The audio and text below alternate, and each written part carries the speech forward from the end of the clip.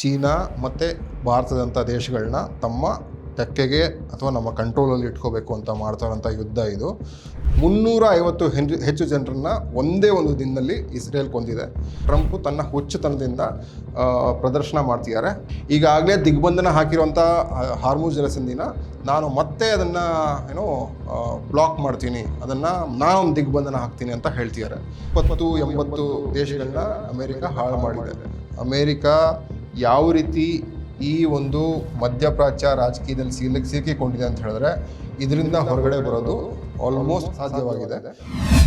ನಮಸ್ಕಾರ ವೀಕ್ಷಕರೇ, ಈ ದಿನ.comಗೆ ಸ್ವಾಗತ.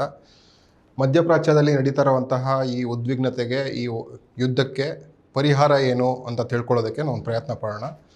ವಾರ್ ಅಪ್ಡೇಟ್ಸ್ ಒಂದಿಗೆ ಬಂದಿದ್ದೀನಿ ನಾನು. ಈಗಾಗಲೇ ಗೊತ್ತಿರೋ ಹಾಗೆ ಹಾರ್ಮುಜ್ ಜಲಸಂಧಿ ಪೂರ್ತಿಯಾಗಿ ಅದು ಸ್ಥಗಿತಗೊಂಡಿದೆ. ಅಲ್ಲಿ ದಿನಕ್ಕೆ 2 ಅಥವಾ 3 ಹಡಗುಗಳು ಮಾತ್ರ ಅದು ಇರಾನ್ನ ಪರ್ಮಿಷನ್ನೊಂದಿಗೆ ಮಾತ್ರ ಹೊರಗಡೆ ಹೋಗ್ತಾ ಇದೆ, ಒಳಗಡೆ ಬರ್ತಾ ಇದೆ. ಈ ರೀತಿಯಾದಂಥ ಒಂದು ಪರಿಸ್ಥಿತಿಯಲ್ಲಿ ಅಮೇರಿಕ ದಾಳಿನ ತಡ್ಕೊಂಡು ಇರಾನ್ ಈಗ ಒಂದು ದೊಡ್ಡ ಪ್ರಮಾಣದಲ್ಲಿ ತನ್ನ ಶಕ್ತಿನ ಹಾರ್ಮುಜ್ ಜಲಸಂಧಿನ ಮುಚ್ಚುವ ಮೂಲಕ ತೋರಿಸ್ತಾ ಇದೆ ಪ್ರಪಂಚಕ್ಕೆ. ಅದರಿಂದ ಏನು ಭಾರತಕ್ಕಿರ್ಬೋದು, ಚೈನಾ ಆಗಿರ್ಬೋದು, ಏಷ್ಯಾ ಕಂಟ್ರಿಗಳಿಗೆ ಮತ್ತು ಯುರೋಪ್ ಕಂಟ್ರಿಗಳಿಗೆ ಮತ್ತು ಅಮೇರಿಕಾಗೂ ಕೂಡ ದೊಡ್ಡ ಪ್ರಮಾಣದಲ್ಲಿ ಬೆಲೆ ಏರಿಕೆ ನಡೀತಾ ಇದೆ. ಆಯಿಲ್ ಅಥವಾ ಗ್ಯಾಸ್ ಇರ್ಬೋದು, ಅದು ಗಗನಕ್ಕೆ ಇರ್ತಾ ಇದೆ. ಅಮೇರಿಕಾದಲ್ಲೇ ಈಗ ಒಂದು ಗ್ಯಾಲನ್ಗೆ ಪೆಟ್ರೋಲ್ ಇರ್ಬೋದು ಅಥವಾ ಡೀಸೆಲ್ ಇರ್ಬೋದು, ಗ್ಯಾಲನ್ಗೆ $4 ಇಂದ $5 ಇದೆ, ಮತ್ತು ಡೀಸೆಲ್ಗೆ $6 $7 ಹೋಗ್ತಾ ಇದೆ. ಇದು ಹಣದುಬ್ಬರವನ್ನು 3.3% ಅಮೇರಿಕಾದಲ್ಲಿ ಮೇಲಾಗ್ತಾ ಇದೆ. ಇನ್ನು ಅಮೇರಿಕಾದಲ್ಲೇ ಈ ಥರ ಆಗ್ತಾ ಇದೆ ಅಂತಾಗ ಭಾರತ, ಇಂಡೋನೇಷ್ಯಾ ಇಂಥ ರಾಷ್ಟ್ರಗಳು ಇನ್ನೂ ತೀವ್ರ ಬಿಕ್ಕಟ್ಟು ಕಡೆಗೆ ಹೋಗ್ತಾ ಇದ್ದೀವಿ ನಾವು. ಸೊ ಅದನ್ನು ತಿಳ್ಕೊಳ್ಳೋದಕ್ಕೆ ನಾವು ಹೋಗೋಣ. ಏಪ್ರಿಲ್ 5ನೇ ತಾರೀಕು ಪಾಕಿಸ್ತಾನ ಒಂದು ಮಾತುಕತೆಗೆ ಕರೆದಿತ್ತು. ಒಂದು 10 ಪಾಯಿಂಟ್ ಇಟ್ಕೊಂಡು ಮಾತುಕತೆ ಅಂತ ಕರೆ ಕೊಟ್ಟಿತ್ತು. ಅದನ್ನು ಒಪ್ಕೊಂಡಂಥ ಟ್ರಂಪು ಅದ್ರ ಮಾರೇ ದಿನವೇ ಅದರಿಂದ ನಾವು ಹೊರಗಡೆ ಉಳಿದಿದ್ದೀವಿ ಅಂತ ಒಂದು ನಾಟಕ ಆಡೋರು. ಅದು ಯಾಕೆ ಅಂತ ಹೇಳಿದ್ರೆ ಇಸ್ರೇಲಿಂದಾಗಿ. ಈ ಒಂದು ಶಾಂತಿ ಒಪ್ಪಂದದಲ್ಲಿ ನಾವು ಮರಿಬಾರ್ದು ಯಾವುದು ಅಂತ ಹೇಳಿದ್ರೆ ಇಸ್ರೇಲ್ಗೆ ಈ ಶಾಂತಿ ಒಪ್ಪಂದ ಬೇಡ. ಇಸ್ರೇಲ್ಗೆ ನಿರಂತರವಾದಂತಹ ಒಂದು ಯುದ್ಧ ನಡೀಲೇಬೇಕು. ಅದು ಅಮೇರಿಕನ ಎಳೆದು ತರ್ತಾನೆ ಇದೆ. ಈ ಒಂದು ಶಾಂತಿ ಒಪ್ಪಂದದ 10 ಪಾಯಿಂಟ್ನ ಏನು ಒಪ್ಕೊಂಡಿದ್ರು, ಯುರೇನಿಯಂ ಎನ್ರಿಚ್ಮೆಂಟ್ನ ನಾವು ಮಾಡ್ತೀವಿ, ಮತ್ತು ಎಲ್ಲ ಕಡೆ ಅಂದರೆ ಆಕ್ಸೆಸ್ ಆಫ್ ರೆಸಿಸ್ಟೆನ್ಸ್ ಅಂತ ಏನು ಇರಾನ್ ಕರೆಯುತ್ತೆ, ಲೆಬನನಲ್ಲಿ ಹೆಜ್ಬುಲ್ಲಾ ಇರ್ಬೋದು ಅಥವಾ ಯಮನಲ್ಲಿ ಹೂತಿಗಳಿರ್ಬೋದು, ಇರಾಕ್ನ ತನ್ನ ಪಡೆಗಳಿರ್ಬೋದು, ಇಂಡೈರೆಕ್ಟ್ ಪಡೆಗಳಿರ್ಬೋದು, ಮತ್ತು ಇರಾನ್ ಮೇಲೆ ದಾಳಿ ಕೂಡಲೇ ನಿಲ್ಲಿಸಬೇಕು, ಮತ್ತು ಹಾರ್ಮುಜ್ ಜಲಸಂಧಿ ಇನ್ಮೇಲಿಂದ ನಮ್ಮ ಕಂಟ್ರೋಲ್ನಲ್ಲಿರುತ್ತೆ, ಇಲ್ಲಿ ಯಾರೇ ಬರಲಿ ಹೋಗಲಿ ನಾವು ಈಗ ಟೋಲ್ ಹಾಕ್ತೀವಿ ಅನ್ನೋ ರೀತಿಯ ಒಂದು 10 ಪಾಯಿಂಟ್ನ ಇರಾನು ಮತ್ತು ಪಾಕಿಸ್ತಾನ ಒಂದು ರೀತಿಯಾಗಿ ಪ್ರಪೋಸ್ ಮಾಡಿದಾಗ ಟ್ರಂಪ್ ಅದನ್ನು ಒಪ್ಕೊಂಡು ಅದರಿಂದ ಹಿಂದೆ ಸರಿದ್ರು. ಯಾಕೆ ಅಂತ ಹೇಳಿದ್ರೆ ಒಂದೇ ದಿನದಲ್ಲಿ ಒಂದು ಪೈಶಾಚಿಕ ದಾಳಿ ಮಾಡಿದೆ ಇಸ್ರೇಲು ಲೆಬನನ್ ಮೇಲೆ, ನಾಗರಿಕರ ಮೇಲೆ. ಇದು ನಾವು ಹೆಜ್ಬುಲ್ಲಾ ಅಂತ ನಮಗೆ ತೋರಿಸ್ಲಾಗ್ತಾ ಇದೆ, ಹೆಜ್ಬುಲ್ಲಾ ಅಂತ ಹೇಳಲಾಗುತ್ತೆ. ಬಟ್ ಇವರು ಸಾಯಿಸಿರೋದು 350 ಹೆಚ್ಚು ಜನರನ್ನು ಒಂದೇ ಒಂದು ದಿನದಲ್ಲಿ ಇಸ್ರೇಲ್ ಕೊಂದಿದೆ. ಇನ್ನೂ ಕೆಲವು ಕಟ್ಟಡಗಳು ಅವಶೇಷಗಳ ಅಡಿಯಲ್ಲಿ ಜನ ಇನ್ನೂ ಹಾಗೆ ಸಿಲುಕಿಕೊಂಡಿದ್ದಾರೆ. ಅದನ್ನು ಹೊರತೆಗೆಯುವಂಥ ಒಂದು ಪ್ರಯತ್ನ ಈಗಲೂ ನಡೀತಾ ಇದೆ.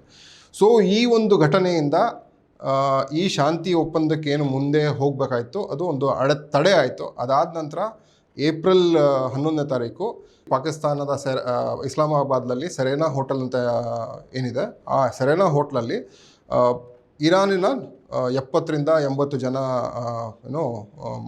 ಮಾತುಕತೆಗೆ ಬಂದಿದ್ದರು.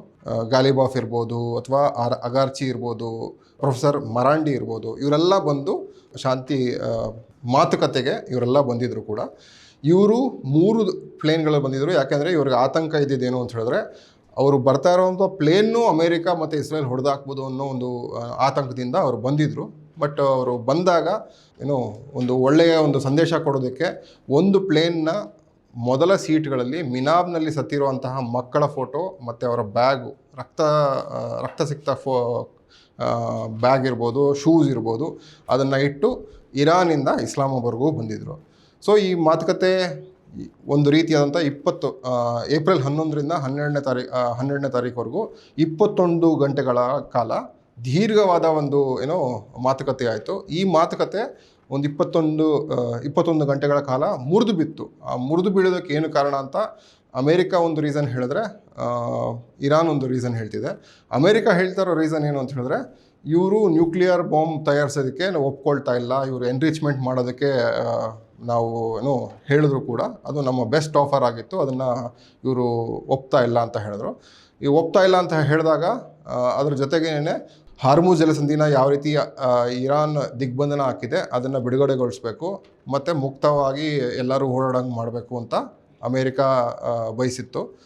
ಜೊತೆಗೆ ಅಮೇರಿಕಾ ಒಂದು ಸಂಪೂರ್ಣ ಶರಣಾಗತಿ ಅಂತ ಏನು ಬಯಸ್ತಾ ಇದೆ ಮುಂಚೆನಿಂದ, ಒಂದು ಬೇಷರತ್ ಶರಣಾಗತಿ ಅಂದರೆ ಅಮೇರಿಕಾ ಕಾಲು ಕೆಳಗಡೆ ಬೀಳಬೇಕು ಅನ್ನೋ ರೀತಿಯಾದಂಥ ಒಂದು ಏನು ಬೇಡಿಕೆಗಳನ್ನ ಅಮೇರಿಕಾ ಇಟ್ಟಿದೆ, ಅದಕ್ಕೆ ವಿರುದ್ಧವಾಗಿ ಇರಾನು ಇಲ್ಲ, ಎನ್ರಿಚ್ಮೆಂಟು ನಮ್ಮ ಪ್ರತಿಯೊಂದು ದೇಶದ ಹಕ್ಕು ಕೂಡ, ಅದು ನಾವು ನ್ಯೂಕ್ಲಿಯರ್ ಬಾಂಬ್ ಮಾಡೋದಿಲ್ಲ, ಅದು ಯಾವುದೇ ರೀತಿಯಾದಂತಹ ನಾವು IAEA ಇನ್ಸ್ಪೆಕ್ಷನ್ಸ್ ಇರ್ಬೋದು ಅಥವಾ ನಾನ್ ಪ್ರೊಲಿಫರೇಷನ್ ಟ್ರೀಟಿಯ ಇನ್ಸ್ಪೆಕ್ಷನ್ಸ್ ಇರ್ಬೋದು, ಅದನ್ನೆಲ್ಲ ಒಳಪಟ್ಟಿದ್ದೀವಿ ನಾವು. ಸೊ ಇದೆಲ್ಲ ಒಳಪಟ್ಟರೂ ಕೂಡ ನಾವು ಈ ರೀತಿಯಾದಂತಹ ಒಂದು ಕ್ರೌರ್ಯವನ್ನು ಎದುರಿಸ್ತಾ ಇದ್ದೀವಿ, ನಮ್ಮ ಮೇಲೆ ಬಾಂಬ್ಗಳನ್ನ ಹಾಕಲಾಗ್ತಾ ಇದೆ, ನಮ್ಮ ನ್ಯೂಕ್ಲಿಯರ್ ಫೆಸಿಲಿಟೀಸ್ ಮೇಲೆ ಬಾಂಬ್ ಹಾಕಲಾಗ್ತಾ ಇದೆ ಅಂತ ಹೇಳಿದ್ದಾರೆ. ಮತ್ತು ಈ ಯಾವುದಕ್ಕೂ ಅವರು ಒಪ್ಕೊಳ್ದೇ ಇದ್ದಾಗ ಈ ಮಾತುಕತೆ ಮುರಿದು ಬಿದ್ದಿದೆ. ಮತ್ತು ಆತಂಕಕಾರಿ ವಿಷಯ ಏನು ಅಂತ ಹೇಳಿದ್ರೆ, ಹೋಗಬೇಕಾದ್ರೂ ಅವರು ನೇರವಾಗಿ ಅಮೇರಿಕಾ ಮತ್ತು ಇಸ್ರೇಲ್ ನೇರವಾಗಿ ಈ ಮಾತುಕತೆಗಾಗಿ ಬಂದಿದ್ದಂಥ ಒಂದು 70-80 ಜನನ ನಿಮ್ಮ ಹೋಗೋಷ್ಟರಲ್ಲೇ ನಿಮ್ಮನ್ನ ಹೊಡೆದಾಕ್ತೀವಿ ಅಂತ ಭಯನೂ ಬೀಳಿಸಿದ್ದಾರೆ. ಆದ್ದರಿಂದ ಅರ್ಧದಲ್ಲೇ ಈ ಫ್ಲೈಟು ಇಸ್ಲಾಮಾಬಾದಿಂದ ಹತ್ತಿದ ತಕ್ಷಣ ಅವರು ತೆಹರಾನ್ಗೆ ಹೋಗದೆ ಮಸಾದ್ ಅನ್ನೋ ಒಂದು ಪಟ್ಟಣಕ್ಕೆ ಇಳಿದು, ಅಫ್ಘಾನಿಸ್ತಾನ್ ಪಕ್ಕದಲ್ಲಿರುವಂಥ ಒಂದು ಪಟ್ಟಣದಲ್ಲಿ ಇಳಿದು ಅಲ್ಲಿಂದ ತುಂಬ ಜನ ಟ್ರೈನು, ಬಸ್ಸು ಮತ್ತು ಗಾಡಿಗಳಲ್ಲಿ ತೆಹರಾನ್ಗೆ ತಲುಪಿದ್ದಾರೆ. ಸೊ ಈ ಮಾತುಕತೆ ಮುಂದುವರಿಯುತ್ತೋ ಇಲ್ವೋ ಅಂತ ನಮಗಿನ್ನೂ ಗೊತ್ತಿಲ್ಲ. ಒಂದಷ್ಟು ರಿಪೋರ್ಟ್ ಪ್ರಕಾರ ಇನ್ನೊಂದು ರೌಂಡ್ ಮಾತುಕತೆ ನಡೆಯುತ್ತೆ ಅಂತ ಹೇಳಲಾಗ್ತಾ ಇದೆ, ಬಟ್ ಅದು ಖಾತ್ರಿ ಇಲ್ಲ. ಸೊ ಈ ಮಾತುಕತೆಯಿಂದ ಏನು ಈಗ ಹೊರಗಡೆ ಬಂದಿದೆ ಅಂತ ಹೇಳಿದ್ರೆ, ಮತ್ತೆ ಟ್ರಂಪು ತನ್ನ ಹುಚ್ಚುತನದಿಂದ ಪ್ರದರ್ಶನ ಮಾಡ್ತಿದ್ದಾರೆ, ಹುಚ್ಚುತನನ ದೊಡ್ಡ ಪ್ರಮಾಣದಲ್ಲಿ ಪ್ರದರ್ಶನ ಮಾಡ್ತಿದ್ದಾರೆ. ಈಗಾಗಲೇ ದಿಗ್ಬಂಧನ ಹಾಕಿರುವಂಥ ಹಾರ್ಮುಜ್ ಜಲಸಂಧಿನ ನಾನು ಮತ್ತೆ ಅದನ್ನು ಬ್ಲಾಕ್ ಮಾಡ್ತೀನಿ, ಅದನ್ನು ನಾನು ದಿಗ್ಬಂಧನ ಹಾಕ್ತೀನಿ ಅಂತ ಹೇಳ್ತಿದ್ದಾರೆ. ಇದು ಇತಿಹಾಸದಲ್ಲಿ ಈ ರೀತಿ ಮಾಡಿರುವಂಥ ಉದಾಹರಣೆಗಳು ಇಲ್ಲ ಅಂತಲೇ ಹೇಳ್ಬೋದು. ಆ ರೀತಿಯಾದಂಥ ಒಂದು ದರ್ಪ, ಕ್ರೌರ್ಯ, ಎಲ್ಲ ರೀತಿಯಾದಂತಹ ತನ್ನ ಹೇಳಿಕೆಗಳ ಮೂಲಕ ತಮ್ಮ ಸೋಷಿಯಲ್ ಸಾಮಾಜಿಕ ಜಾಲತಾಣದಲ್ಲಿ ಅವರು ದಿನೇ ಹೇಳ್ತಿದ್ದಾರೆ, ನಿಮ್ಮನ್ನು ಬಾಂಬ್ ಹಾಕಿ ಶಿಲಾಯುಗ ಕಳಿಸ್ತೀವಿ, ನಿಮ್ಮ ನಾಗರಿಕತೆಯನ್ನೇ ನಾಶ ಮಾಡ್ತೀವಿ ಅನ್ನೋ ರೀತಿಯಾದಂತಹ ಒಂದು ಜಿನೋಸೈಡಲ್ ಹೇಳಿಕೆಗಳನ್ನ ಹೇಳ್ಕೊಡ್ತಿದ್ದಾರೆ. ಅಂದರೆ ಇಡೀ ಸಮುದಾಯನ, ಇಡೀ ದೇಶನ ಹಾಳು ಮಾಡೋವಂಥದ್ದು ಒಂದು ಬೆದರಿಕೆ ಕೊಡೋದೇನೆ ಇದು ಜಿನೋಸೈಡ್ಗೆ ಉತ್ತೇಜನ ನೀಡುವಂಥ ಒಂದು ಸ್ಟೇಟ್ಮೆಂಟು. ಅದು ಅಮೇರಿಕಾದಂತಹ ಬಲಿಷ್ಠ ರಾಷ್ಟ್ರ ಈ ರೀತಿ ಹೇಳ್ತಾ ಇರೋದು ನಮ್ಮ ದುರ್ವಿಧಿ ಅಂತಲೇ ಹೇಳ್ಬೋದು, ಅಥವಾ ಇದನ್ನು ನಾವು ನಾಗರಿಕರ ಒಂದು ಅಂದ್ಕೊಳ್ಳೋರೆಲ್ಲರೂ ನಾವು ಅದನ್ನು ಖಂಡಿಸಬೇಕಾಗಿದೆ. ಸೊ ನೆಕ್ಸ್ಟು ನಾವು ದಿಗ್ಬಂಧನ ಹಾಕಿದ ತಕ್ಷಣ ಅಮೇರಿಕಾ ಏನಾದರೂ ಇದರಲ್ಲಿ ಮಾಡೋಕ್ಕಾಗತ್ತಾ ಅಂದಾಗ ತುಂಬ ಕಷ್ಟ ಆಗುತ್ತೆ. ಯಾಕೆಂದರೆ ನಾವು ಇದೊಂದು 3D ಇಮೇಜ್ ನೋಡ್ತಾ ಇದ್ದೀವಿ, ಹಾರ್ಮುಜ್ ಜಲಸಂಧಿಯ 3D ಇಮೇಜ್ ನೋಡ್ತಾ ಇದ್ದೀವಿ. ಇದರಲ್ಲಿ ನೀವು ನೋಡ್ಬೋದು ಈ ಇರಾನ್ನ ದ್ವೀಪಗಳಿವು, ಇದು ಇರಾನ್ ಅತ್ಯಂತ ಎತ್ತರದಿಂದ ಮೌಂಟೇನ್ಗಳ ಮೇಲೆ ಅಲ್ಲಿ ಕೂತಿದೆ. ಇದು ಬಂದರುಗಳಿವೆ ಮತ್ತು ಈ ಒಂದು ಅಡ್ವಾಂಟೇಜಸ್ ಪೊಸಿಷನ್ನು ಇರಾನ್ ಇರೋದ್ರಿಂದ ಇಲ್ಲಿಂದ ತನ್ನ ಮಿಸೈಲ್ ಇರ್ಬೋದು, ಡ್ರೋನ್ ಇರ್ಬೋದು, ಅಲ್ಲಿಂದ ಇಲ್ಲಿಗೆ ಸಿಡಿಸಿ ಈ ಒಂದು ಮಾರ್ಗ ಏನಿದೆ, ಬೋಟಿನ ಮಾರ್ಗ ಏನಿದೆ, ಹಡಗು ಮತ್ತು ಕಚ್ಚಾ ತೈಲ ಮತ್ತು ಗ್ಯಾಸ್ ಹೋಗುವಂಥ ಹಡಗುಗಳೇನಿದೆ ಅದರ ಮೇಲೆ ಅಟ್ಯಾಕ್ ಮಾಡುವಂಥ ಶಕ್ತಿ ಇರಾನ್ ಹತ್ರ ಇನ್ನೂ ಯಥೇಚ್ಛವಾಗಿದೆ. ಸೊ ಬ್ಲಾಕೇಡ್ ಆದಮೇಲೂ ಕೂಡ ಅಮೇರಿಕಾ ನೆನ್ನೆ ಈ ಬ್ಲಾಕೇಡ್ ಶುರು ಮಾಡಿದರೂ ಕೂಡ ರಿಚ್ ಸ್ಟಾರಿ ಅನ್ನೋವಂಥ ಒಂದು ಹಡಗು, ಆಯಿಲ್ ಹಡಗು, ಚೀನಾದ ಆಯಿಲ್ ಹಡಗು ಮೊನ್ನೆ ಅಲ್ಲಿಗೆ ಹೋಗಿ ಅಲ್ಲಿ ನಿಂತು ಮತ್ತೆ ವಾಪಸ್ ಬಂದು ನಿನ್ನೆ ರಾತ್ರಿ ಅಂದರೆ ಇವತ್ತು ಬೆಳಗ್ಗೆವರೆಗೂ ಈ ಒಂದು ಪಯಣನ ಪೂರ್ಣಗೊಳಿಸಿದೆ. ಅಂದರೆ ಸ್ಟ್ರೈಟ್ ಆಫ್ ಹಾರ್ಮುಜ್ನ ದಾಟಿದೆ. ಈಗ ಅಮೇರಿಕಾದ ಏನು ಬ್ಲಾಕೇಡ್ ಅಂತ ಏನು ಹೇಳುತ್ತದೆ ಈ ಕೆಳಮಟ್ಟದಲ್ಲಿದೆ, ಇದಕ್ಕೆ ಕೆಳಗಡೆ ಈಗ ಬರ್ತಾ ಇದೆ. ಅದು ಅಂದರೆ ಅದಾಗಲೇ ಈಗ ಹಾರ್ಮುಜ್ ಜಲಸಂಧಿ ದಾಟಿ ಈ ಅಮೇರಿಕಾ ಬ್ಲಾಕೇಡ್ನು ದಾಟುವಂಥ ಪರಿಸ್ಥಿತಿಗೆ ಬಂದಿದೆ. ಸೊ ಇದನ್ನು ಇದುವರೆಗೂ ಯಾರೂ ತಡೆದಿಲ್ಲ. ಈ ಹಡಗು ಈಗ ಒಮಾನ್ ಕೊಲ್ಲಿಯಲ್ಲಿ ಬಂದಿದೆ. ಒಮಾನ್ ಕೊಲ್ಲಿ ನೀವು ನೋಡ್ತಾ ಇರ್ಬೋದು, ಇದು ಒಮಾನ್ ಕೊಲ್ಲಿ ಇದು. ಸೊ ಇದು ಈಗ ಈ ಪೊಸಿಷನ್ಲಿದೆ. ಇದರಿಂದ ಅದು ಚೈನಾಗೆ ಹೋಗುತ್ತೆ. ಇದು ಶುರುವಾಗಿರೋದು ಶಾರ್ಜಾಯಿಂದ, ಅದು ಈಗ ಚೈನಾಗೆ ಕಡೆ ಪಯಣ ಬೆಳೆಸಿದೆ. ನಾವೀಗಾಗಲೇ ಹಳೆ ಎಪಿಸೋಡಲ್ಲಿ ಮಾತಾಡಿರೋ ಹಂಗೆ ಈ ಒಂದು ಯಥೇಚ್ಛವಾಗಿ ಸಿಗುವಂತಹ ಗ್ಯಾಸ್ ಇರ್ಬೋದು, ಕಚ್ಚಾ ತೈಲ ಇರ್ಬೋದು, ಇದರ ಒಂದು ಕಂಟ್ರೋಲ್ಗೆ ಅಮೇರಿಕ ದೊಡ್ಡ ಪ್ರಮಾಣದಲ್ಲಿ ಪ್ರಯತ್ನ ಮಾಡ್ತಾ ಇದೆ. ಈ ಎಲ್ಲ ಯುದ್ಧಗಳು ಆ ಒಂದು ದೃಷ್ಟಿಕೋನದಿಂದಲೇ ನೋಡಬೇಕು. ಇದು ಏನೋ ಇರಾನ್ ನ್ಯೂಕ್ಲಿಯರ್ ವೆಪನ್ಸ್ ಮಾಡ್ತಾ ಇದೆ ಅಥವಾ ಇರಾನ್ ಅಲ್ಲಿ ಏನೋ ಭಯೋತ್ಪಾದನೆ ಮಾಡ್ತಾ ಇದೆ ಅಂತ ಏನು ಹೇಳಲಾಗ್ತದೆ. ಸಾಕಷ್ಟು ಪತ್ರಿಕೆಗಳಲ್ಲಿ, ಇಂಡಿಯಾದ ಪತ್ರಿಕೆಗಳಲ್ಲೂ ಕೂಡ ಈ ರೀತಿಯಂಥ ಒಂದು ಅಪಪ್ರಚಾರ ನಡೆಯುತ್ತೆ. ಏನು ಅಂದರೆ ಇಡೀ ಐಸಿಸ್ನ ಸೋಲಿಸಿರೋದ್ರಲ್ಲಿ ಇರಾನ್ನ ಒಂದು ದೊಡ್ಡ ಭಾಗ ಇದೆ. ಇದೆಲ್ಲ ಇಟ್ಕೊಂಡು ಕೂಡ ಇರಾನು ಈಗ ಒಂದು ಅಮೇರಿಕಾಗೆ ಪ್ರತಿರೋಧ ಒಡ್ಡುವಂಥ ಅಥವಾ ಅದಕ್ಕಿಂತ ಒಂದು ಹೆಜ್ಜೆ ಮುಂದೆ ಹೋದರೆ ಇಸ್ರೇಲ್ ತನ್ನ ವಿಸ್ತರಣಾವಾದಿ ನೀತಿಗೆ ಅಡಚಣೆ ಮಾಡುವಂಥ ಯಾವುದಾದ್ರು ಒಂದು ದೇಶ ಇತ್ತು ಅಂದರೆ ಅದು ಇರಾನ್ ಆಗಿದೆ. ಸೊ ಆ ಇರಾನ್ನ ಹತ್ತಿಕ್ಕೋದಕ್ಕೆ ಈ ಪ್ರಯತ್ನಗಳು ನಡೀತಾ ಇದೆ. ಸ್ನೇಹಿತರೆ, ಈಗಾಗಲೇ ನಾವು ತಿಳ್ಕೊಂಡಿರೋ ಹಂಗೆ ಈ ಆಯಿಲ್ ನಿಪೇಕ್ಷೆಗಳಿಗೋಸ್ಕರ ಅಮೇರಿಕ ಮಾಡ್ತಾರಂಥ ಯುದ್ಧ ಇದು. ಇದ್ರ ಜೊತೆಗೆ ಚೀನಾ ಮತ್ತು ಭಾರತದಂಥ ದೇಶಗಳನ್ನ ತಮ್ಮ ತೆಕ್ಕೆಗೆ ಅಥವಾ ನಮ್ಮ ಕಂಟ್ರೋಲಲ್ಲಿ ಇಟ್ಕೋಬೇಕು ಅಂತ ಮಾಡ್ತಾರಂಥ ಯುದ್ಧ ಇದು. ಈ ಯುದ್ಧದಲ್ಲಿ ಸೋಲು ಗೆಲುವು ಅಂತ ಏನೂ ಇಲ್ಲ. ಇದು ಒಂದು ಅತ್ಯಂತ ಘೋರವಾದ ಯುದ್ಧ ಅಮೇರಿಕ ಮಾಡ್ತಾ ಇದೆ. ಅಷ್ಟು ದೊಡ್ಡ ಪ್ರಮಾಣದ ಬಾಂಬಿಂಗ್ಗಳು ಕೂಡ ಇರಾನ್ ಮೇಲೆ ದೊಡ್ಡ ಪ್ರಮಾಣದಲ್ಲಿ ತೆಹರಾನ್ ಇರ್ಬೋದು, ಕಾಮ್ ಇರ್ಬೋದು, ತಬ್ರೀಜ್ ಇರ್ಬೋದು, ಇಸ್ಫಹಾನ್ ಇರ್ಬೋದು, ಅಹವಾಜ್ ಇರ್ಬೋದು, ಈ ಎಲ್ಲ ಪ್ರದೇಶಗಳ ಮೇಲೆ ದೊಡ್ಡ ಪ್ರಮಾಣದಲ್ಲಿ ದಾಳಿ ನಡೆಸ್ತಾ ಇದೆ. ಅಪಾರ ಪ್ರಮಾಣದ ಸಾವು ನೋವುಗಳು ಇದರಿಂದ ಮಾಡಿದೆ. ಆದರೆ ಇರಾನ್ ಕೂಡ ನಾವು ನಾಶ ಆದ್ವಿ ಅಂತ ಹೇಳಿದ್ರೆ, ನಮ್ಮ ಆಯಿಲ್ನ ನೀವು ವಶಪಡಿಸ್ಕೊಂಡ್ರಿ ಅಂತ ಹೇಳಿದ್ರೆ, ಈ ಖಾರ್ಗ್ ಐಲ್ಯಾಂಡ್ ಅಂತ ಏನು ಹೇಳ್ತೀವಿ ನಾವು, ಈ ಒಂದು ಪುಟ್ಟ ಪ್ರದೇಶನೇ ಖಾರ್ಗ್ ಐಲ್ಯಾಂಡು. ಇಲ್ಲಿಂದ ಇದನ್ನು ವಶಪಡಿಸ್ಕೊಂಡು ನಾವು ಇರಾನ್ನ ಬಡಿತೀವಿ ಅಂತ ಏನು ಅಮೇರಿಕ ಹೇಳ್ತಾ ಇದೆ, ಅದು ಅಸಾಧ್ಯವಾದಂಥ ಮಾತು ಸದ್ಯಕ್ಕಂತೂ. ಯಾಕೆಂತ ಹೇಳಿದ್ರೆ ಇರಾನ್ ಹತ್ರ ಈಗಲೂ ಕೂಡ ದೊಡ್ಡ ಪ್ರಮಾಣದಲ್ಲಿ ಮಿಸೈಲ್ಗಳಿದೆ, ಡ್ರೋನ್ಗಳಿದೆ. ತಾನು ತನ್ನ ಅಸ್ತಿತ್ವ ಉಳಿಸ್ಕೊಳ್ಳೋಕ್ಕೆ ಏನೇನು ಒಂದು ವೆಪನ್ಸ್ ಬೇಕೋ ಆ ವೆಪನ್ಸ್ ಎಲ್ಲ ಇರಾನ್ ಹತ್ರ ಈಗಲೂ ದೊಡ್ಡ ಪ್ರಮಾಣದಲ್ಲಿದೆ. ಈಗ ಅಮೇರಿಕ ಇರಾನ್ ಮೇಲೆ ಯಾವ ರೀತಿ ದಿಗ್ಬಂಧನ ಹಾಕೋದಕ್ಕೆ ಹೊರಟಿದೆ ಅಂತ ಒಂದು ತಿಳ್ಕೊಳ್ಳೋ ಪ್ರಯತ್ನ ಪಡೋಣ. ಈಗ ಈ ಒಂದು ಕರಾವಳಿ ಏನಿದೆ ಅಂದರೆ ಇರಾನ್ನ ಕರಾವಳಿ ಏನಿದೆ, ಈ ಕರಾವಳಿಯಲ್ಲಿ ದೊಡ್ಡ ಪ್ರಮಾಣದಲ್ಲಿ ಅಮೇರಿಕ ತನ್ನ ಹತೋಟಿಗೆ ತಗೋಬೇಕಾಗತ್ತೆ. ಅಂದರೆ ಇಷ್ಟು ಪ್ರದೇಶನ ತನ್ನ ಹತೋಟಿಗೆ ತಗೊಂಡ್ರೆ ಮಾತ್ರ ಹಾರ್ಮುಜ್ ಜಲಸಂಧಿಯಿಂದ ಈ ದಿಗ್ಬಂಧನನ ಬಿಡಿಸೋಕ್ಕಾಗತ್ತೆ ಅಮೇರಿಕಾಗೆ. ಸೊ ಈ ಅಮೇರಿಕ ಈ ರೀತಿ ಮಾಡೋಕ್ಕಾಗತ್ತಾ, ಅದ್ರ ಕೈಲಿ ಆ ರೀತಿ ಶಕ್ತಿ ಇದೆಯಾ ಅಂತ ಹೇಳಿದ್ರೆ, ಈಗಾಗಲೇ ನಡೆದಿರುವಂಥ ಘಟನೆಗಳಿರ್ಬೋದು, ಅದರಿಂದ ಅದಕ್ಕೆ ಆ ಶಕ್ತಿ ಇಲ್ಲ ಅಂತ ನಮಗೆ ತಿಳಿತಾ ಇದೆ. ಯಾಕೆ ಅಂತ ಹೇಳಿದ್ರೆ, ಇಲ್ಲಿವರೆಗೂ ಬಂದಂತಹ ಜನರಲ್ ಫೋರ್ಡ್ನೇನೆ ದಾಳಿಗಳು ದೊಡ್ಡ ಪ್ರಮಾಣದಲ್ಲಿ ದಾಳಿ ಮಾಡಿ ಇರಾನು ಅದಕ್ಕೆ ಬೆಂಕಿ ಬಿದ್ದು ಆಲ್ಮೋಸ್ಟ್ 2 ದಿನಗಳ ಕಾಲ ಅದು ಹೊತ್ತಿ ಉರಿದು ಈಗ ಇದೇ ಮಾರ್ಗವಾಗಿ ಬಂದು ಅದು ಕ್ರೊವೇಷಿಯಾ ದೇಶದಲ್ಲಿದೆ. ಕ್ರೊವೇಷಿಯಾ ದೇಶದಲ್ಲಿ ಅದನ್ನು ರಿಪೇರಿ ಮಾಡಲಾಗ್ತದೆ. ಅದು ಈಗ ಮತ್ತೆ ಬರುತ್ತೆ ಅಂತ ಹೇಳಲಾಗುತ್ತೆ. ಸೊ ಇದೊಂದು ಏನು ಅಂದ್ಕೊಂಡಿದ್ದಾರೆ, ಅದು ಅಷ್ಟು ಸುಲಭ ಅಲ್ಲ. ಈಗ ಜನರಲ್ ಫೋರ್ಡ್ ಇರ್ಬೋದು, ಅಥವಾ ಟ್ರಿಪೋಲಿ ಇರ್ಬೋದು, ಅಥವಾ ಇನ್ನೊಂದು ಯುದ್ಧ ನೌಕೆ ಇದೆ, ಈ ಮೂರೂ ಈಗ ಬಂದು ಒಂದು ಕೋಆರ್ಡಿನೇಟೆಡ್ ವೇಯಲ್ಲಿ ಇರಾನ್ ಮೇಲೆ ದಿಗ್ಬಂಧನ ಹಾಕ್ತೀವಿ ಅಂತ ಹೇಳ್ತಿದ್ದಾರೆ.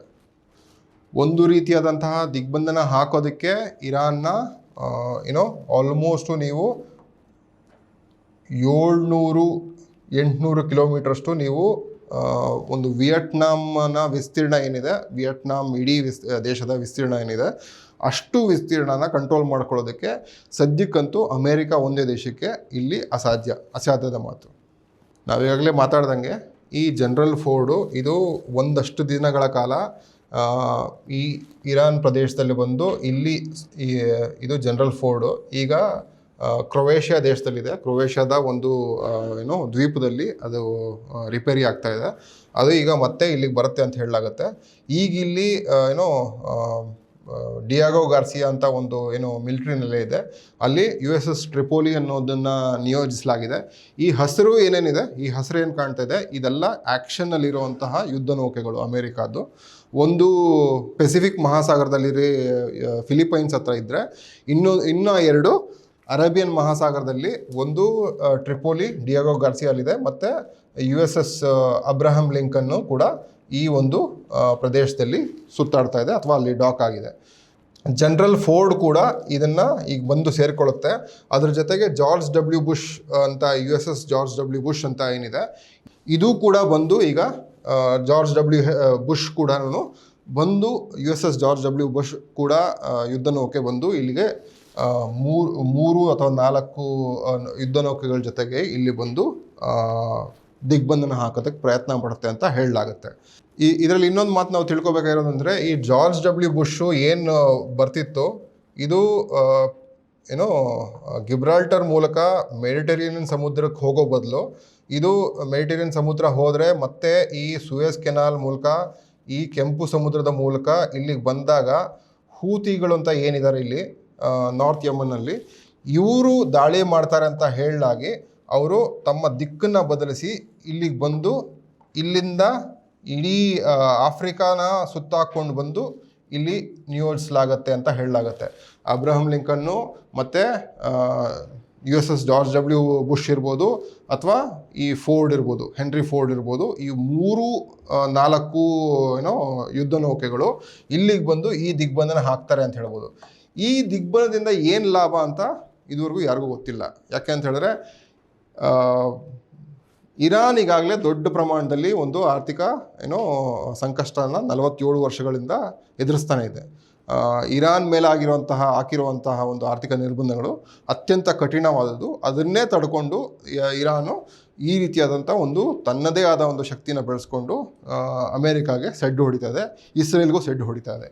ಸೊ ಹೀಗಿದ್ದಾಗ ಅಮೇರಿಕ ಇನ್ನೂ ಏನು ಮಾಡುತ್ತೆ ಅಂತ ನಾವು ತಿಳ್ಕೋಬೇಕು ಅಂದಾಗ, ಅಮೇರಿಕ ಈಗಾಗಲೇ ಒಂದು ರೀತಿಯಾದಂತಹ ಹಣದುಬ್ಬರ ಮತ್ತು ಬೆಲೆ ಏರಿಕೆ ತೀವ್ರವಾಗಿ ಬಾಧಿಸ್ತಾ ಇದೆ ಅಮೇರಿಕಾನ. ಮತ್ತು ಇಡೀ ಯುರೋಪ್ ರಾಷ್ಟ್ರಗಳಲ್ಲೂ ಅಷ್ಟೇ ಈ ಏನು ಜೆಟ್ ಫ್ಯೂಯಲ್ ಪ್ರೈಸ್ ಇರ್ಬೋದು ಅಥವಾ ಗ್ಯಾಸ್ ಇರ್ಬೋದು ಅವರ ಕಾರ್ಗಳಿಗೆ, ಇದು ಎಲ್ಲದಕ್ಕೂ ತುಂಬ ಒಂದು ಬೆಲೆ ಏರಿಕೆಯನ್ನು ನೋಡ್ತಾ ಇದೆ. ಜೊತೆಗೆ ಇಡೀ ಏಷ್ಯಾ, ನಾವೇನು ಅಂದ್ಕೊಳ್ತೀವಿ, ಇಡೀ ಏಷ್ಯಾ ಕೂಡ ದೊಡ್ಡ ಪ್ರಮಾಣದಲ್ಲಿ ಸಮಸ್ಯೆ ಎದುರಿಸ್ತಾ ಇದೆ. ಈ ಎಲ್ಲ ಇದನ್ನು ನಾವು ಸುಧಾರಿಸ್ಕೋಬೇಕು ಅಂತ ಹೇಳಿದಾಗ ನಾವು ಇರಾನ್ ಜೊತೆಗೆ ಒಂದು ಶಾಂತಿಯುತವಾದಂತಹ ಒಂದು ಮಾಡಬೇಕು. ಯಾಕೆ ಅಂತ ಹೇಳಿದ್ರೆ, ಇಷ್ಟು ಆದರೂ ಕೂಡ ಇರಾನ್ ಮಣಿತಾ ಇಲ್ಲ ಕೂಡ, ಅದು ತನ್ನ ಪ್ರತಿರೋಧನ ಒಡ್ತಾನೇ ಇದೆ. ಈಗ ಟ್ರಂಪ್ ಉಳಿದಿರೋದು ಎರಡೇ ದಾರಿ. ಒಂದು, ಪೂರ್ತಿ ಪ್ರಮಾಣದಲ್ಲಿ ಹುಚ್ಚನಾಗಿ ತಾನು ಹೇಳಿದಂತಹ ಒಂದು ನಾಗರಿಕತೆನೇ ನಾಶ ಮಾಡ್ತೀನಿ ಅಂತ ಒಂದು ಏನು ದುಸ್ಸಾಹಸವನ್ನು ಟ್ವೀಟ್ ಮಾಡಿದ್ದಾರೆ, ಅದು ಮುಂದುವರಿಸ್ತಾರ ಅಥವಾ ಇಸ್ರೇಲ್ ನ್ಯೂಕ್ಲಿಯರ್ ಬಾಂಬ್ ಹಾಕುತ್ತಾ ಇರಾನ್ ಮೇಲೆ, ಇದು ನಾವು ಕಾದು ನೋಡಬೇಕಾದೆ. ಅದು ಆಯಿತು ಅಂತ ಹೇಳಿದ್ರೆ ಇಸ್ರೇಲು ಕೂಡ ಇರೋದಿಲ್ಲ, ಮತ್ತು ಆ ಸುತ್ತಮುತ್ತ ಅಮೇರಿಕಾ ಪಡೆಗಳು ಇನ್ನೂ ಒಂದು 100 ವರ್ಷಗಳ ಕಾಲ ಇಲ್ಲಿ ಕಾಲಿಡೋಕೆ ಆಗದಿರೋಂಥ ಒಂದು ಪರಿಸ್ಥಿತಿ ನಿರ್ಮಾಣ ಆಗುತ್ತೆ. ಸೊ ಅಮೇರಿಕಾದ ಒಂದು ಕ್ಷೀಣಿಸುತ್ತಿರುವ ಒಂದು ಶಕ್ತಿ ನಾವು ಅದನ್ನು ನೋಡ್ತೀವಿ. America is a power that is going down, ಮತ್ತು China is a power that is rising. So ಚೀನಾನ ಹತ್ತಿಕ್ಕೋದಕ್ಕೆ ಇದೆಲ್ಲ ಮಾಡ್ತಿದ್ದಾರಾ? ಅದರ ಭಾಗವಾಗಿ ಇದನ್ನೆಲ್ಲ ಮಾಡ್ತಿದ್ದಾರೆ ಕೂಡ, ಹೌದು ಕೂಡ. ಬಟ್ ಇದರಲ್ಲಿ ನಾವು ಮುಖ್ಯವಾಗಿ ಮರಿಬಾರ್ದೇನು ಅಂತ ಹೇಳಿದ್ರೆ, ಇರಾನ್ ತೋರಿಸ್ತಾ ಇರುವಂತಹ ಧೈರ್ಯ ಮತ್ತು ಶಕ್ತಿ ಬೇರೆ ಎಲ್ಲ ರಾಷ್ಟ್ರಗಳ ಹಾಗೆ ಇದುವರೆಗೂ 70-80 ದೇಶಗಳನ್ನ ಅಮೇರಿಕ ಹಾಳು ಮಾಡಿದೆ. ಒಂದಲ್ಲ ಒಂದು ರೀತಿ ಹಾಳು ಮಾಡಿದೆ. ಒಂದು ರೆಜಿಮ್ ಚೇಂಜ್ ಇರ್ಬೋದು, ಅಥವಾ ಅಲ್ಲಿ ಪ್ರತಿಭಟನೆಗಳನ್ನ ಮೂಡಿಸಿ ಅಲ್ಲಿನ ಅಂತ ಯಾರೊಬ್ಬರು ಅಧ್ಯಕ್ಷರಿರ್ತಾರೆ ಅಥವಾ ನಾಯಕರಿರ್ತಾರೆ ಅವ್ರನ್ನ ಕೆಳಗಿಳಿಸೋದಿರ್ಬೋದು, ಮತ್ತು ಸಾಯಿಸೋದಿರ್ಬೋದು, ಬೇರೆ ಬೇರೆ ರೀತಿ, ಅಥವಾ ನೇರವಾಗಿ ಮಿಲಿಟ್ರಿ ಹಸ್ತಕ್ಷೇಪದಿಂದ ಅವ್ರನ್ನ ಸಾಯಿಸೋದಿರ್ಬೋದು ಅಥವಾ ಅವ್ರನ್ನ ಓಡಿಸೋದಿರ್ಬೋದು, ಇದೆಲ್ಲ ಮಾಡ್ತಾ ಬಂದಿದೆ.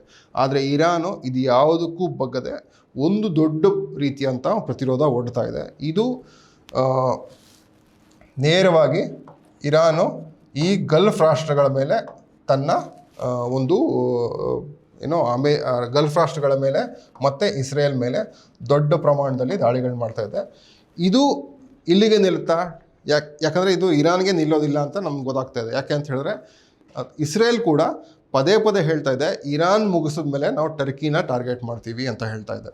ಸೊ ಇದನ್ನು ಯಾವ ರೀತಿ ನಾವು ನೋಡಬೇಕು ಗೊತ್ತಿಲ್ಲ.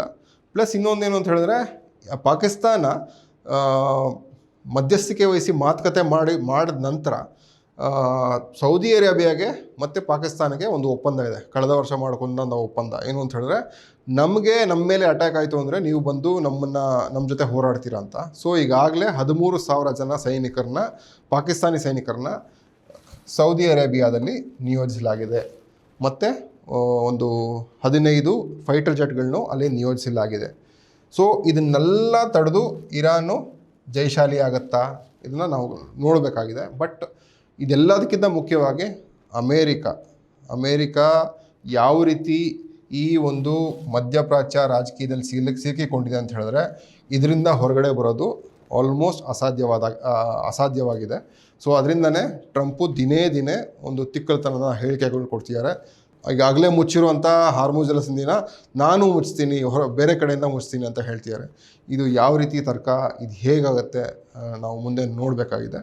ಸದ್ಯಕ್ಕಂತೂ ಭಾರತದಲ್ಲಿ ಇರುವಂತಹ ಒಂದು ಶಾರ್ಟೇಜ್ ಏನಿರ್ಬೋದು, ಫ್ಯೂಯಲ್ ಶಾರ್ಟೇಜ್ ಇರ್ಬೋದು ಅಥವಾ ಗ್ಯಾಸ್ ಶಾರ್ಟೇಜ್ ಇರ್ಬೋದು, ಅದು ಕಡಿಮೆ ಆಗುವಂಥ ಯಾವುದೇ ಲಕ್ಷಣ ತೋರ್ತಾ ಇಲ್ಲ. ಇರಾನ್ ಭಾರತನ ತನ್ನ ಮಿತ್ರ ರಾಷ್ಟ್ರ ಅಂತ ಹೇಳಿಕೊಂಡ್ರೂ ಕೂಡ ಇದು ಯಾವ ರೀತಿ ಒಂದು ಸ್ವರೂಪ ಪಡ್ಕೊಳ್ಳುತ್ತೆ. ಯಾಕಂದರೆ ಭಾರತ, ಅಮೇರಿಕ ಮತ್ತು ಇಸ್ರೇಲ್ ಕೂಡ ಹತ್ತಿರವಾಗಿ ನೋಡ್ತಾ ಇದೆ.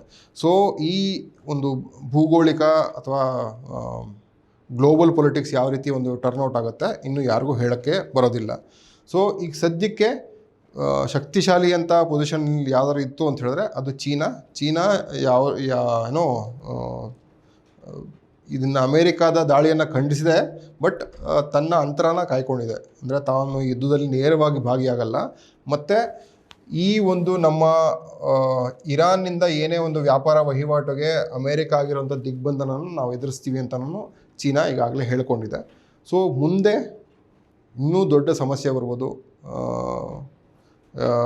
ಟ್ರಂಪ್ನ ತಿಕ್ಕಲತನ ಇನ್ನೂ ಮೇಲೆ ಹೋಯಿರ್ತು ಅಂತ ಹೇಳಿದ್ರೆ ಇಡೀ 50% ಏನು ಆಯಿಲ್ ಕಂಟ್ರೀಸ್ ಇದೆ ಇಲ್ಲಿ, ಇದಿಷ್ಟು ಏನಾದರೂ ಇದರಲ್ಲಿ 10 ಪಟ್ಟು ಏನಾದರೂ ಹಾಳಾದರೂ ಕೂಡ ನಮಗೆ ದೀರ್ಘಕಾಲಿಕ ಸಂಕಷ್ಟಗಳು ಎದುರಾಗ್ತವೆ. ದೀರ್ಘಕಾಲದಲ್ಲಿ ನಮ್ಮ ಇಂಧನನ ನಾವು ಇನ್ನೊಂದು ಕಡೆಗೆ ಜಂಪ್ ಹೊಡೆಯೋದು ಕಷ್ಟ ಆಗುತ್ತೆ. ನ್ಯೂಕ್ಲಿಯರ್ ಎನರ್ಜಿ ಕಡೆಗೆ ಹೋಗಬೇಕಾಗತ್ತೆ. ಅದು ನಮ್ಗೆ ಎಲ್ಲರಿಗೂ ಗೊತ್ತಿರೋಂಥ ಒಂದು ಅಪಾಯಕಾರಿ ಒಂದು ಟೆಕ್ನಾಲಜಿ. ಅದು ಅದರಲ್ಲಿ ಏನಾದರೂ ಒಂದು ಸಮಸ್ಯೆ, ಫುಕುಶಿಮಾನೇ ನಾವು ನೋಡ್ಬೋದು. ಜಪಾನಲ್ಲಾಗಂತಹ ಒಂದು ಆಕ್ಸಿಡೆಂಟು ಎಷ್ಟು ರೀತಿ ಬಾಧಿಸ್ತು ಅಂತ. ಅಲ್ಲಿನ ಜನಸಂಖ್ಯೆ ಇರ್ಬೋದು, ಅಲ್ಲಿನ ಸಮುದ್ರದ ಪರಿಸರ ಏನಿರ್ಬೋದು, ಅದೆಲ್ಲ ಹಾಳು ಮಾಡ್ತು. ಅದೇ ರೀತಿ ನ್ಯೂಕ್ಲಿಯರ್ ಎನರ್ಜಿ ಕಡೆಗೆ ನಾವು ಹೋಗ್ತೀವ ಅಥವಾ ಸೋಲಾರ್ ಕಡೆಗೆ ಹೋಗ್ತೀವ, ಈ ಸಸ್ಟೈನಬಲ್ ಎನರ್ಜಿ ಕಡೆಗೆ ಹೋಗ್ತೀವ, ಮುಂದೆ ನಮಗೆ ಈ ಇಂಧನದ ಮೂಲ ಯಾವುದು ಅನ್ನೋ ಒಂದು ಪ್ರಶ್ನೆ ದೊಡ್ಡ ಪ್ರಮಾಣದಲ್ಲಿ ಬರುತ್ತೆ. ಎಲ್ಲರಿಗೂ ಅಂದರೆ ತಮ್ಮ ಬುದ್ಧಿ ಸೀಮಿತದಲ್ಲಿ ಇಟ್ಕೊಂಡು ಇದನ್ನು ಶಾಂತಿಯುತವಾಗಿ ಬಗೆಹರಿಸ್ಕೊಂಡ್ರೆ ನಾವು ಯಥಾಸ್ಥಿತಿಗೆ ಮರಳೋದಕ್ಕೇ ಇನ್ನೊಂದು 6 ತಿಂಗಳಿಂದ 1 ವರ್ಷಗಳ ಕಾಲ ಆಗ್ಬೋದು. ಇದೇ ಒಂದು ಹುಚ್ಚುತನ ನಾವು ಮುಂದುವರಿಸಿದ್ರೆ ನಾವು ಒಂದು ದೊಡ್ಡ ಪ್ರಮಾಣದ ಒಂದು ಆರ್ಥಿಕ ಕುಸಿತಕ್ಕೆ ಹೋಗ್ತೀವಿ. ಆರ್ಥಿಕ ಕುಸಿತ ಅಂದರೆ ಆ ದೇಶ, ಎಸ್ಪೆಷಲಿ ನಾನು ಹೇಳಿದಂಥ ಆಲ್ಮೋಸ್ಟ್ ಎಲ್ಲ ದೇಶಗಳು ಇದಕ್ಕೆ ಒಳಪಡುತ್ತೆ. 5 ವರ್ಷಗಳ ಕಾಲ, 7 ವರ್ಷಗಳ ಕಾಲ ಅಥವಾ 10 ವರ್ಷಗಳ ಕಾಲ ಆರ್ಥಿಕ ಕುಸಿತ ಆಯಿತು ಅಂತ ಹೇಳಿದ್ರೆ ಆ ದೇಶ ಮತ್ತೆ ಮರುನಿರ್ಮಾಣ ಮಾಡೋದಕ್ಕೆ ಇಷ್ಟು ದೊಡ್ಡ ಕಾಲ ಆಗುತ್ತೆ. ಭಾರತ ಕೂಡ ಇದರಲ್ಲಿ ಆ್ಯಕ್ಟಿವ್ ಆಗಿ, ಪಾಕಿಸ್ತಾನ ಯಾವ ರೀತಿ ಕೆಲಸ ಮಾಡ್ತೋ ಅದಕ್ಕಿಂತ ಒಂದು ಹೆಜ್ಜೆ ಮುಂದೆ ಹೋಗಿ ಈ ಶಾಂತಿಯುತ ಪರಿಹಾರಕ್ಕಾಗಿ ಭಾರತ ಕೂಡ ಕೈ ಜೋಡಿಸ್ಬೇಕು. ಯಾಕೆ ಅಂತ ಹೇಳಿದ್ರೆ ಭಾರತ ಅಮೇರಿಕಾ ಜೊತೆ ಚೆನ್ನಾಗಿದೆ, ಇಸ್ರೇಲ್ ಜೊತೆ ಚೆನ್ನಾಗಿದೆ, ಮತ್ತು ಇರಾನ್ ಜೊತೆ ಕೂಡ ಚೆನ್ನಾಗಿದೆ. ಅಮೇರಿಕಾ ಮಾತು ಕೇಳಿಕೊಂಡು ಇರಾನ್ ಜೊತೆ ನಾವು ಆಯಿಲ್ ತೊಗೊಳೋದು ಬಿಟ್ಟಿದ್ದೀವಿ, ಬೇರೆ ಬೇರೆ ಥರ ಇದೆ. ಭಾರತ ಮತ್ತು ಇರಾನ್ ಅಥವಾ ಪರ್ಷಿಯಾ ಅಂತ ನಾವೇನು ಕರಿತೀವಿ, ಇದರ ಇತಿಹಾಸ ಭಾರಿ ದೊಡ್ಡದು. ಇದು ತುಂಬ ಹಳೆಯದು. ಆಲ್ಮೋಸ್ಟು 5,000 ವರ್ಷಗಳ ಕಾಲ ಒಂದು ಸ್ನೇಹ ಬಾಂಧವ್ಯ. ಇದು ಧಾರ್ಮಿಕ ಭಾವನೆಗಿಂತ ಮಿಗಿಲಾದಂತಹ ಒಂದು ಸ್ನೇಹ ಬಾಂಧವ್ಯ. ಈ ಒಂದು ನಾಗರಿಕತೆಯ ಬಾಂಧವ್ಯ ಇದೆ. ಇದನ್ನು ನಾವು ಉಳಿಸ್ಕೊಂಡು ನಾವು ಮುಂದೆ ಹೋಗಬೇಕಾಗತ್ತೆ. ಸೊ ಮುಂದೆ ಇನ್ನೊಂದು ಅಪ್ಡೇಟ್ ತಂದು ನಿಮಗೆ ಒಪ್ಪಿಸ್ತೀನಿ. ಅಲ್ಲಿವರೆಗೂ ಧನ್ಯವಾದಗಳು. ಮತ್ತಷ್ಟು ವಿಶೇಷ ವಿಡಿಯೋಗಳನ್ನು ನೋಡಲು ಮತ್ತು ಹೊಸ ವಿಡಿಯೋಗಳ ಬಗ್ಗೆ ತಿಳಿಯಲು eDina.com ಯೂಟ್ಯೂಬ್ ಚಾನೆಲ್ ಸಬ್ಸ್ಕ್ರೈಬ್ ಮಾಡಿ ಮತ್ತು ಬೆಲ್ ಐಕಾನ್ ಕ್ಲಿಕ್ ಮಾಡಿ.